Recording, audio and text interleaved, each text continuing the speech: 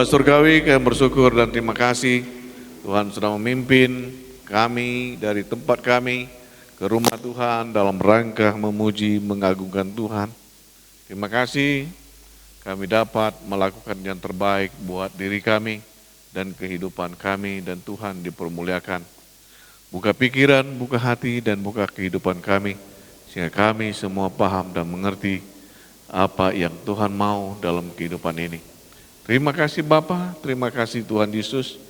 Kami serahkan pemberitaan firman Tuhan dalam nama Tuhan Yesus Kristus. Amin. Silakan duduk Bapak Ibu sekalian.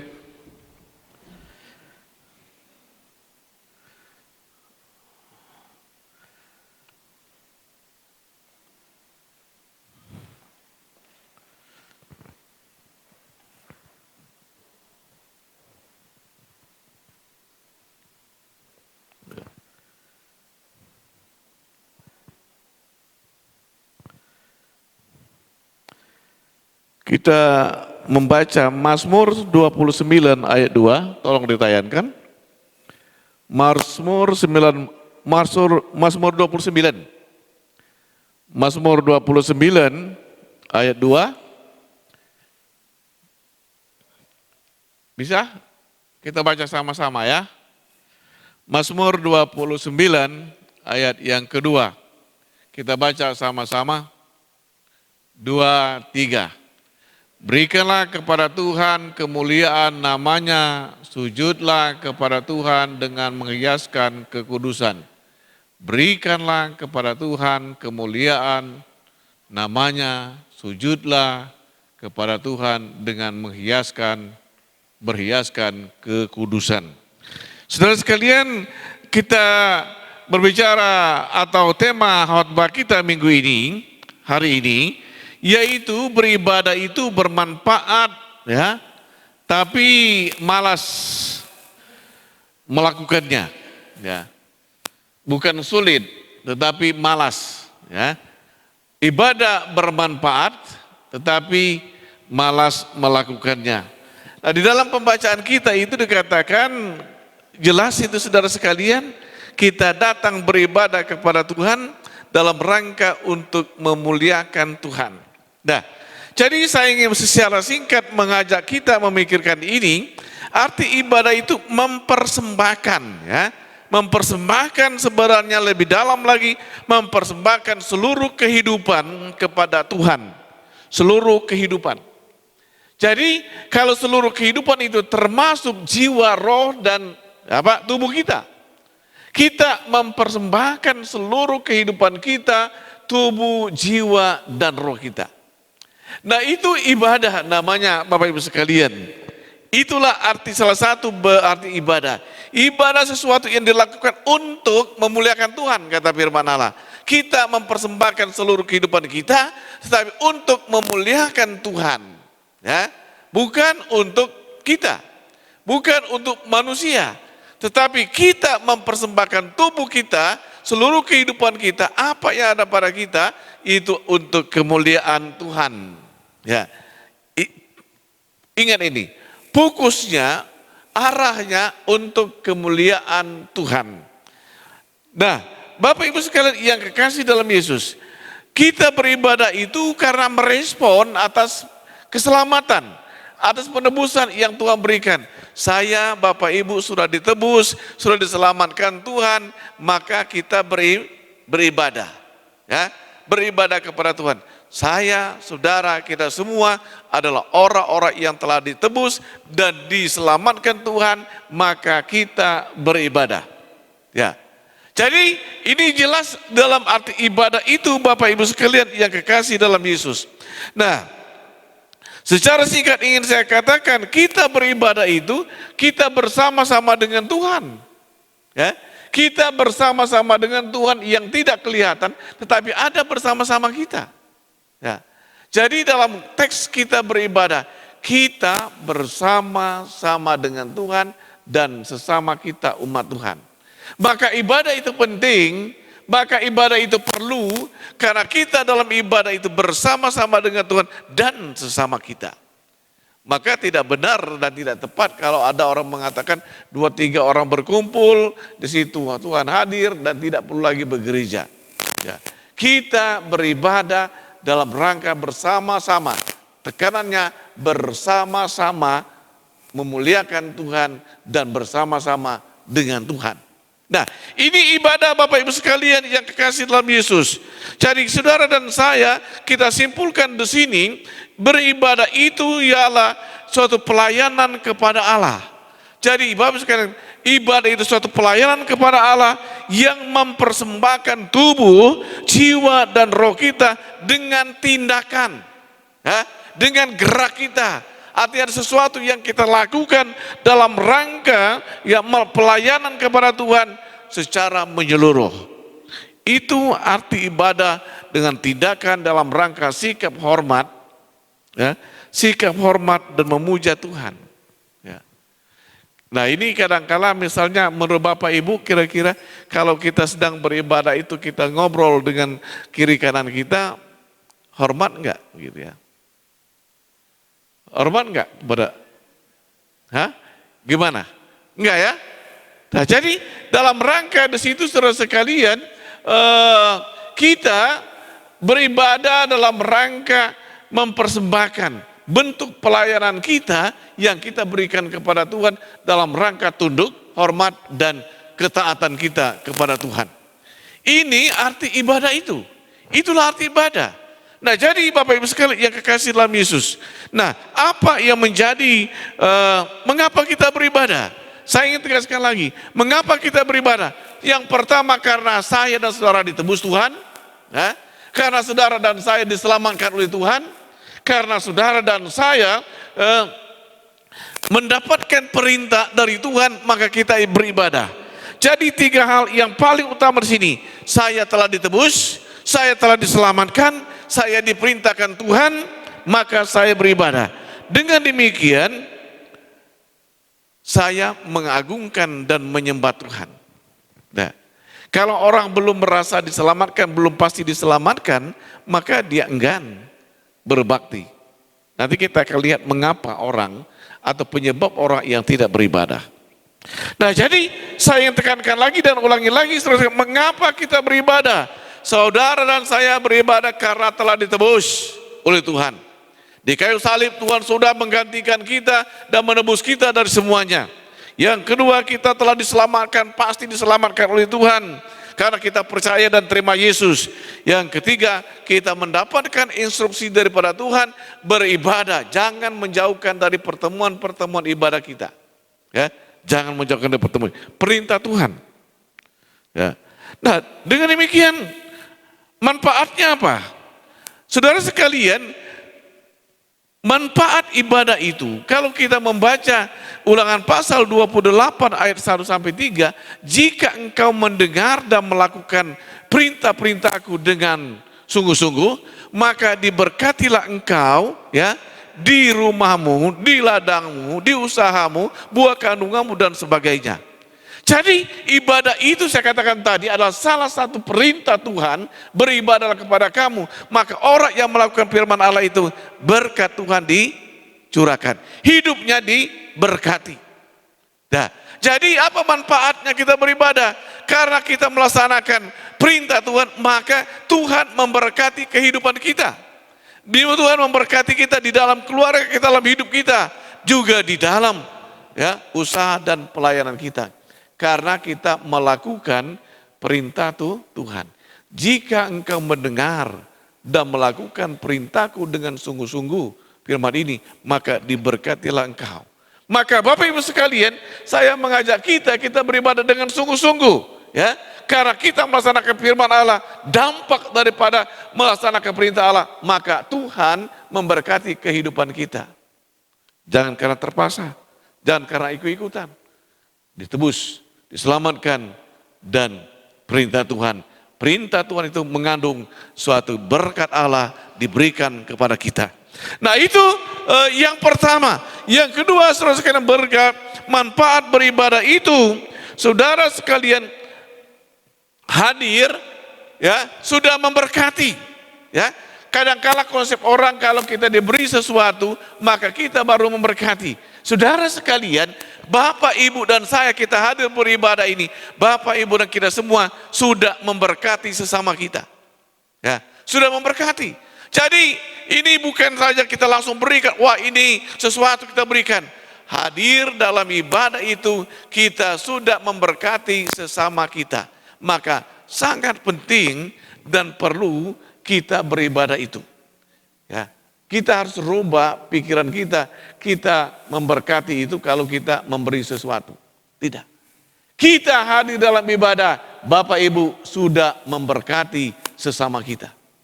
Mau menjadi berkat? Amin. Ya. Kalau mau menjadi berkat, ibadahlah, setialah beribadah. Karena dalam ibadah itu, Bapak, Ibu, dan saya sudah memberkati sesama kita. Nah, yang berikut saudara beribadah itu sudah menjadi suatu kesaksian. Bapak, Ibu, dan saya kita beribadah, yaitu sudah bersaksi.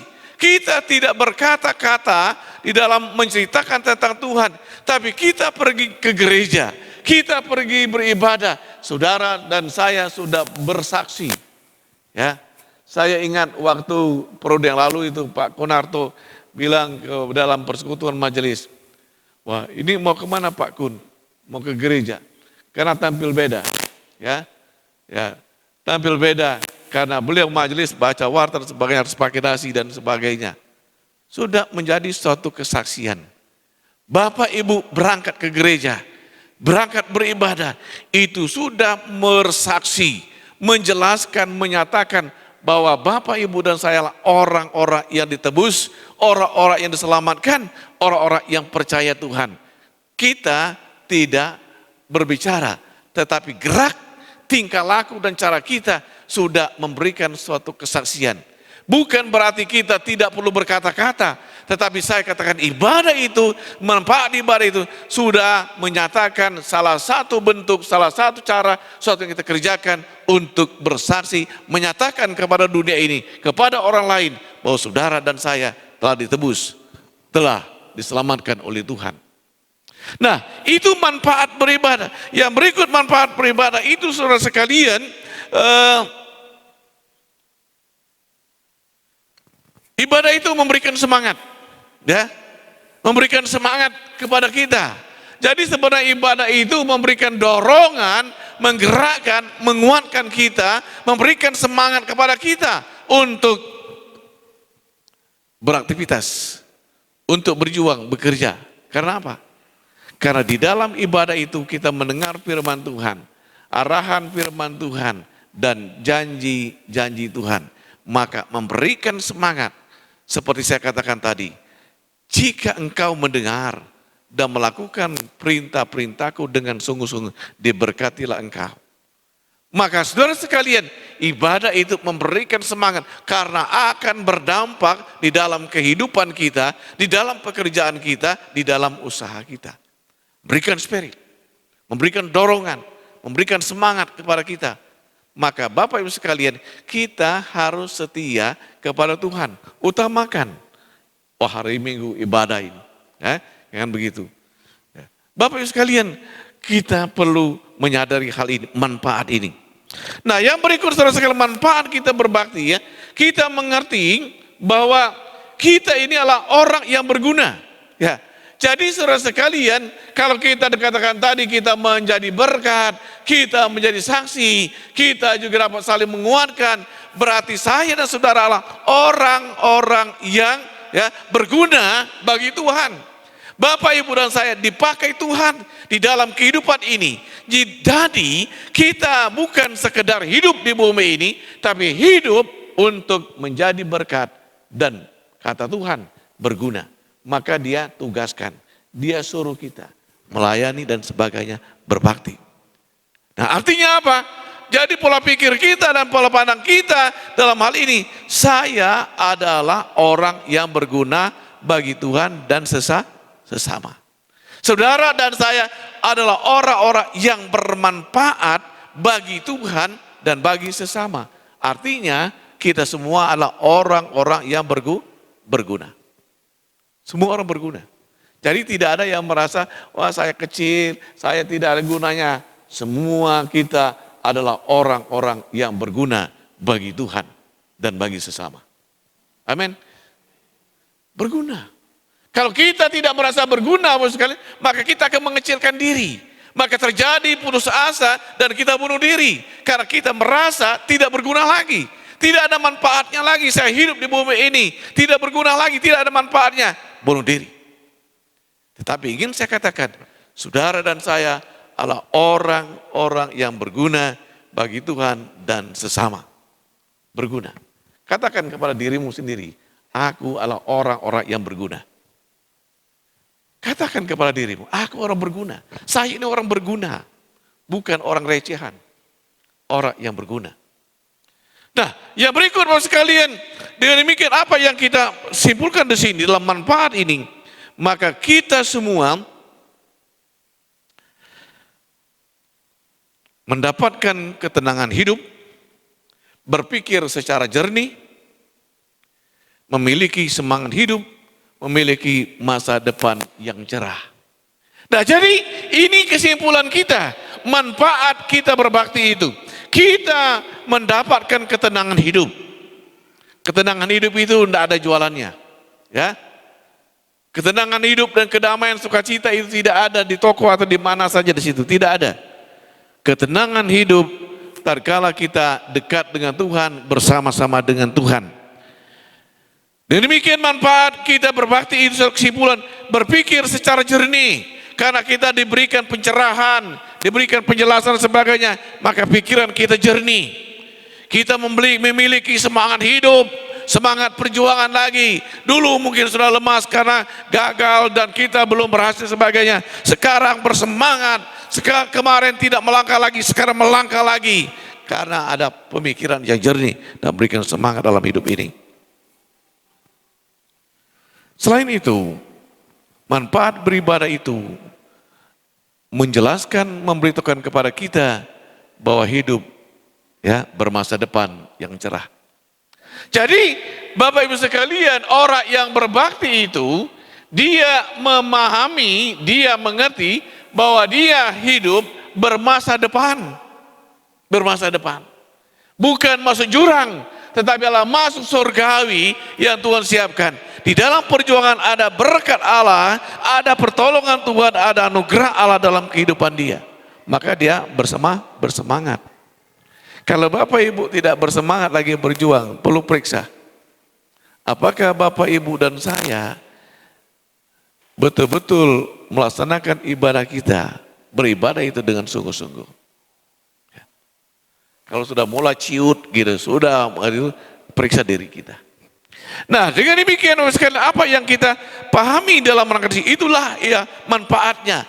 Maka seharusnya tatkala kita mengerti manfaat ibadah itu, kita bersemangat. Kita terus beribadah selagi memungkinkan. Kita beribadah. Jangan sia-siakan waktu yang Tuhan berikan kepada kita. Karena bermanfaat. Ya, berarti untuk hidup kita, untuk masa depan kita, untuk perjalanan hidup kita. Maka jangan tidak berbakti, jangan tidak beribadah. Nah, Bapak Ibu sekalian, apa yang menjadi penghambat kita tidak beribadah? Apa yang menjadi penghambat? Ini terletak di pola pikir, pola pandang kita. Bagaimana kita memaknai, kita memberi pikir tentang arti ibadah itu. Ya, pola pikir ini yang menentukan saya beribadah atau tidak. Karena telah dipikir dan sudah itu melangkah. Kita tidak melangkah karena pola pikir kita, pola pandang kita. Maka saya akan menjelaskan ada beberapa penyebab saudara dan saya tidak beribadah. Nah, yang pertama saudara sekalian, pola pikir kita, ya ibadah itu merugikan. Ya, merugikan. Kenapa saya katakan merugikan? Oh, saya rugi waktu saya. Kalau misalnya saya beribadah, mungkin ada siaran televisi yang menarik, sudah kelewatan, rugi. Sudah itu kalau kita berpikir lebih jauh lagi, wah kalau misalnya saya ke gereja, itu minimal sudah melangkahkan kaki, ada transportasi, kalau pakai motor, pakai itu, ya bensinnya sudah berapa dan sebagainya. Pola pandang, pola pikir kita bahwa ibadah itu merugikan diri. Karena kita harus keluar tenaga kita, keluar uang kita, ditambah lagi ada persembahan dan sebagainya, keluar. Maka pola pikir kita, wah ini ibadah merugikan saya, maka saya tidak perlu beribadah, maka saya tidak perlu datang ke gereja. Karena pola pikir kita, ibadah itu merugikan kita. Ini mindset kita, pola pikir kita harus dirubah. Ya. Pola pikir kita, ibadah itu menguntungkan. Maka kata Alkitab, ibadah itu kalau disertai dengan ucapan syukur dan menerima, maka dia menguntungkan. Tapi pola pikir kita, ada manusia, ada orang merugikan. Nah yang kedua, orang tidak beribadah itu karena ya tidak penting, ya. Bagi dia tidak penting, apalagi seperti misalnya aliran saksi Yehova, katakan 2-3 orang berkumpul, Tuhan hadir. Jadi ke gereja beribadah itu bagi dia tidak penting, karena Tuhan sudah hadir. Itu alasan 2-3 orang berkumpul, Allah hadir, betul. Tapi itu alasan semua tidak beribadah. Dia tidak paham, tidak mengerti arti ibadah itu. Ibadah tadi saya suruh jelaskan, bahwa kita bersama-sama dengan Tuhan, kita menyembah Tuhan, tindakan kita kepada Tuhan dalam sikap hormat dan setia kepada Tuhan. Ya. Jadi Bapak Ibu sekalian, itu penyebabnya. Yang kedua, nah yang ketiga penyebabnya, yaitu kita berpikir tidak ada yang saya dapat. Ya. Jadi kalau Bapak Ibu, saudara dan sekarang saya berpikir tidak mendapatkan sesuatu, tidak merasakan sesuatu, maka kita tidak suka beribadah. Kenapa kita tidak mendapatkan sesuatu? Karena tatkala kita masuk dalam gereja ini, pikiran kita di mana? Badan kita di gereja, ya, tetapi pikiran kita, hati kita di mana-mana. Maka kita tidak mendapatkan sesuatu di dalam ibadah itu. Coba kalau Bapak, Ibu dan saya, kita fokus menyembah Tuhan, memuji Tuhan, kita diajak WL singer bernyanyi dengan sungguh-sungguh, kita menikmati itu. Maka ibadah itu fokus kepada Tuhan, fokus. Kita akan menikmati, merasakan. Pujian, sembah kita, itu mendatangkan sesuatu yang indah dalam kehidupan kita. Nah, jadi kita mau rubah pola pikir bahwa tidak mendapatkan apa-apa. Saya tidak mendapatkan ibadah sesuatu lebih baik karena saya tidak fokus, tidak konsentrasi, tidak mendengarkan dengan baik firman Allah maupun dengan memuji Tuhan. Kalau Bapak, Ibu dan saya fokus dan konsentrasi menyembah Tuhan, kita mendengar musik saja, memuji Tuhan sudah menikmati. Ya, menikmati. Ini satu perbedaan sejak saya percaya Tuhan dan tidak percaya Tuhan. Saya menikmati itu. Ya. Maka di mana-mana ya, saya bepergian, saya harus cari gereja, menyembah Tuhan, mengagungkan Tuhan. Nah yang berikut sekali penyebab tiap kita tidak beribadah, yaitu nanti saja.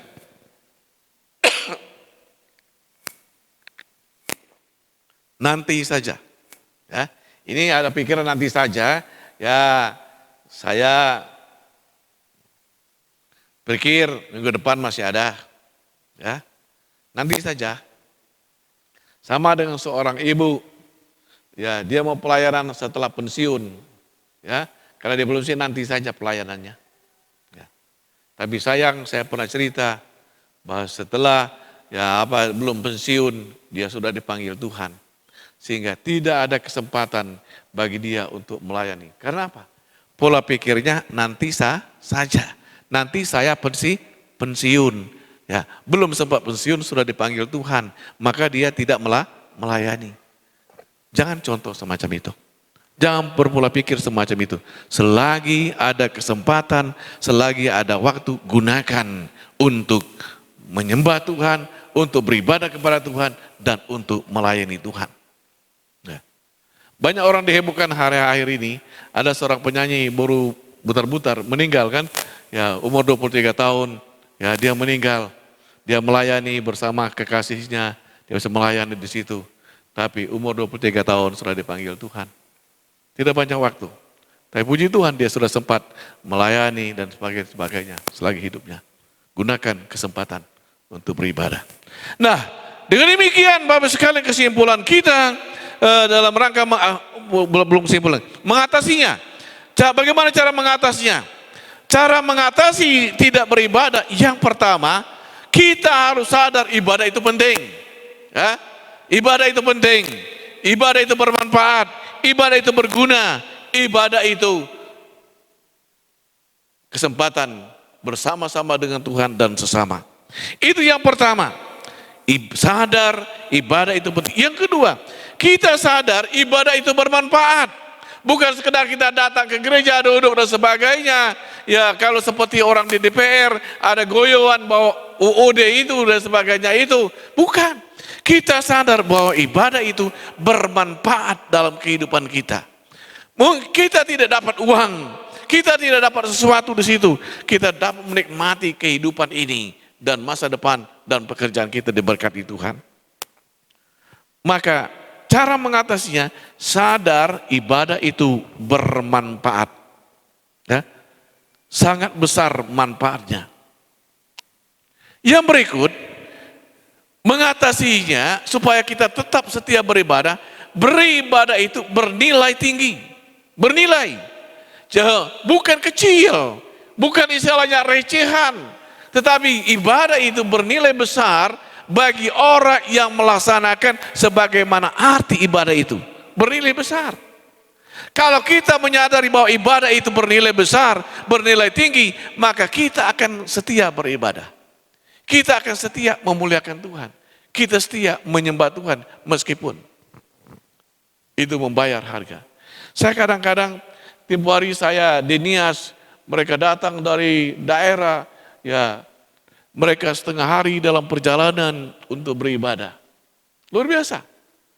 Saya sampai 2 kali saya tanya, betul Bapak, Ibu setengah hari beribadah? Betul. Saya tanya dengan majelisnya, betul? Betul.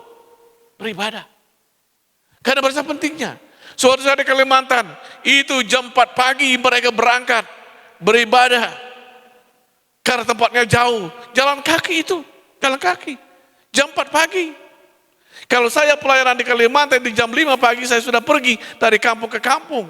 Tapi jam 4 pagi mereka berangkat untuk beribadah. Luar biasa. Karena apa? Karena ibadah itu penting. Karena ibadah itu ya bermanfaat. Karena ibadah itu menguntungkan bagi dirinya. Maka dia beribadah. Sadar bahwa ibadah itu bermanfaat. Bernilai besar dan bernilai tinggi. Nah yang berikut saudara sekalian mengatasinya, kita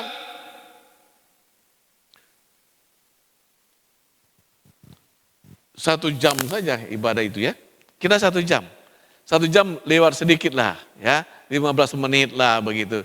Ya, saya bicara dengan tim pemazmur ya, kita atur ibadah ya paling lama itu 1 jam 15 menit ya.